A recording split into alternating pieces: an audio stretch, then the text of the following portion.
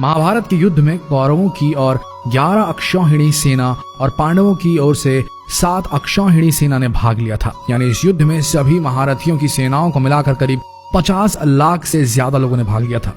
लेकिन ये अब सवाल उठता है कि इतनी विशालकाय सेना के लिए युद्ध के दौरान भोजन कौन बनाता था और कैसे ये सब प्रबंध करता रहा होगा। सबसे बड़ा सवाल यह है कि जब हर दिन हजारों लोग मारे जाते थे तो शाम का खाना किस हिसाब किताब से कैसे बनता रहा होगा। सोच कर देखिए कितना मुश्किल प्रिपोजिशन है ये। दर्शकों, आइए जानते हैं आज के इस वीडियो में वो गूढ़ रहस्य कि कैसे पोषण मिलता था महाभारत के सैनिकों को। महाभारत को सही मायने में हम विश्व का प्रथम विश्व युद्ध भी कह सकते हैं, क्योंकि उस समय शायद ही कोई ऐसा राज्य था जिसने इस युद्ध में भाग न लिया। उस काल में आर्यव्रत के समस्त राजा या तो कौरव या पांडवों के पक्ष में खड़े दिख रहे थे। हम सभी जानते हैं कि बलराम और रुक्मणी ये 2 ही व्यक्ति थे जिन्होंने इस युद्ध में भाग नहीं लिया था। किंतु एक और राज्य ऐसा था जो युद्ध क्षेत्र में होते हुए भी युद्ध से अलग था, और वो था दक्षिण का उडुपी।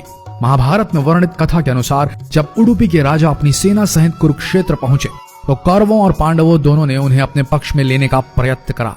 लेकिन उडुपी के राजा बहुत दूरदर्शी थे।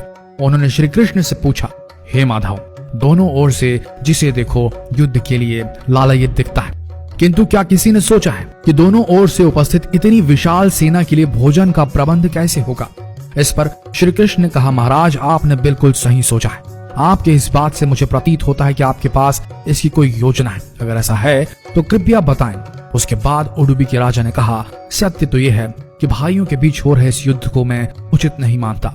इसी कारण इस युद्ध में इच्छा मुझे नहीं है, किंतु ये युद्ध अब टाला भी नहीं जा सकता। इस कारण मेरी ये इच्छा है कि मैं अपनी पूरी सेना के साथ यहाँ उपस्थित समस्त सेनाओं के भोजन का प्रबंध करूं। इस पर श्री कृष्ण मुस्कुराते हुए बोले, महाराज, आपका विचार अति उत्तम है। इस युद्ध में लगभग 50 लाख योद्धा भाग लेंगे, और अगर आप जैसे कुशल राजा उनके भोजन के प्रबंध को देखेंगे तो हम सब उस ओर निश्चिंत रहेंगे। श्री कृष्ण ने कहा, वैसे मुझे पता है कि सागर जितनी इस विशाल सेना का भोजन प्रबंध करना आपकी और भीमसेन के अतिरिक्त किसी के लिए भी संभव नहीं है, किंतु भीमसेन इस युद्ध से विरक्त नहीं हो सकते। अतः मेरी आपसे यह प्रार्थना है कि आप अपनी सेना सहित दोनों ओर की सेनाओं के भोजन का भार संभालें। इस प्रकार उडुपी के राजा ने सेना के भोजन का भार संभाला। पहले दिन उन्होंने उपस्थित सभी के लिए भोजन का प्रबंध किया। उनकी कुशलता ऐसी थी कि दिन के अंत तक गिन के एक भी दाना बर्बाद नहीं होता था। जैसे जैसे दिन बीतते गए योद्धाओं की संख्या बहुत ही कम होती गई। दोनों ओर के योद्धा ये देख के आश्चर्यचकित हो जाते थे कि हर दिन के अंत तक उडुपी नरेश केवल उतने ही लोगों के लिए भोजन बनाते थे जितने वास्तव में उपस्थित रहते थे।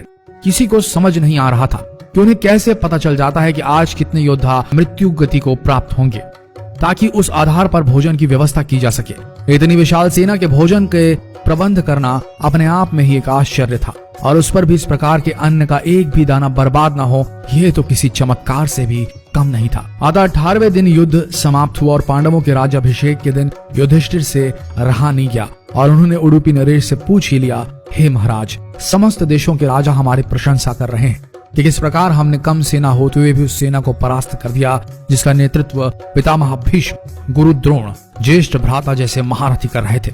किंतु मुझे लगता है कि हम सबसे अधिकांश प्रशंसा के पात्र आप हैं, जिन्होंने न केवल इतनी विशाल सेना के लिए भोजन का प्रबंध किया, अपितु ऐसा प्रबंध किया कि एक दाना भी अन्न का व्यर्थ न हो पाया। मैं आपसे इस कुशलता का रहस्य जानना चाहता हूँ। इस पर उडुपी नरेश ने मुस्कुराते हुए कहा, सम्राट, आपने जो इस युद्ध में विजय पाई है उसका श्रेय किसे देंगे। इस पर युधिष्ठिर ने कहा, श्री कृष्ण के अतिरिक्त इसका श्रेय किसी और को जा नहीं सकता। अगर वे ना होते तो कौरव सेना को परास्त करना असंभव था। तब उडुपी नरेश ने कहा, हे महाराज, आप जिसे मेरा चमत्कार कह रहे हैं वो श्री कृष्ण का ही प्रताप है। ऐसा सुनकर वहां उपस्थित सभी लोग आश्चर्यचकित हो गए। तब उडुपी नरेश ने इस रहस्य से पर्दा उठाया और कहा, हे महाराज, श्री कृष्ण प्रतिदिन रात्रि को मूंगफली खाते थे। प्रतिदिन शिविर में गिन के मूंगफली रखी जाती थी और उनके खाने के पश्चात गिनकर देखी जाती थी उन्होंने कितनी मूंगफली खाई है। वे जितनी मूंगफली खाते थे उसके ठीक 1000 गुना सैनिक अगले दिन युद्ध में मारे जाते थे। अर्थात वे अगर 50 मूंगफली खाते थे तो समझ आता था कि अगले दिन 50,000 योद्धा युद्ध में मारे जाएंगे। इसी अनुपात में अगले दिन भोजन कम बनाया जाता था। यही कारण था कि कभी भी भोजन व्यर्थ नहीं हुआ। श्री कृष्ण के इस चमत्कार को सुनकर सभी उनके आगे नतमस्तक हो गए। यह कथा महाभारत के सबसे दुर्लभ कथाओं में से एक है।